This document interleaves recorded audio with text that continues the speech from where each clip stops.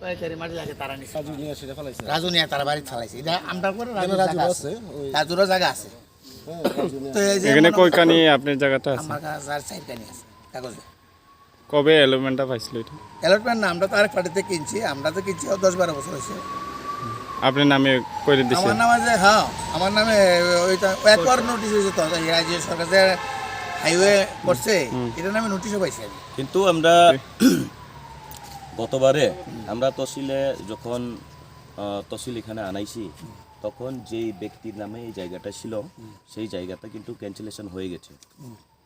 তাহলে আপনারা কিভাবে আবার পেলেন? কবে আমরা 10 বছর আগে 8 বছর আগের তো গতবার নামটা 8 করতে বছর হোক 10 বছর হোক গত কয়েক বছর আগেই ক্যান্সেলটা হয়েছে।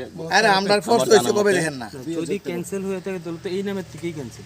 না না ক্যান্সেল হলে সবাই নাম হইব আমরা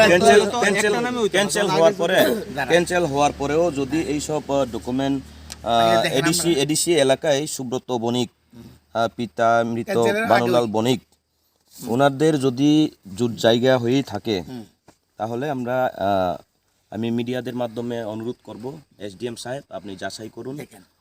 আপনি আমাদের এই 48 করমছড়ার বিধানসভা অন্তর্গত যতটুকু এডিসি এলাকা আছে সেখানে আপনারা তদন্ত করবেন এবং মিডিয়ার মাধ্যমে আমি বলছি যে বিগত দিনে যাহাতে আমাদের মধ্যে মনোমালিন্য না আসুক।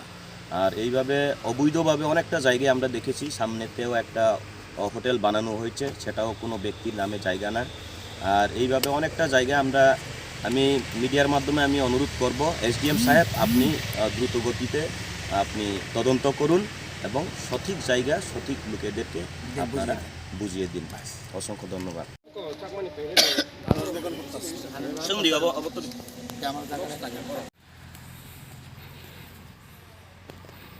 হাট জায়গাতে মাটি নিতে পারে না তো ট্রেন সে বন্ধন থানায় বলতে হবে। বন্ধন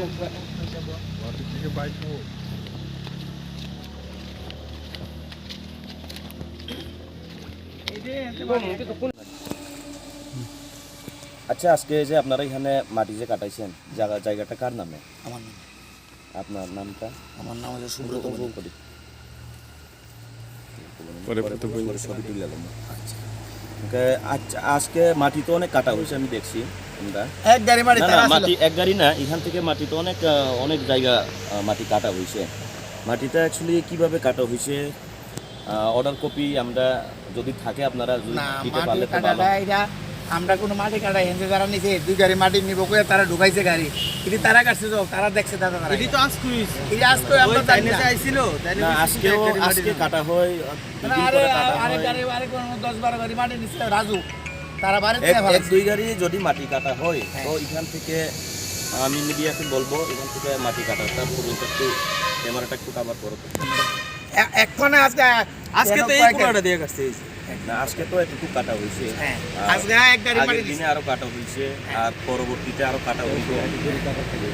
জানি না কিভাবে আমি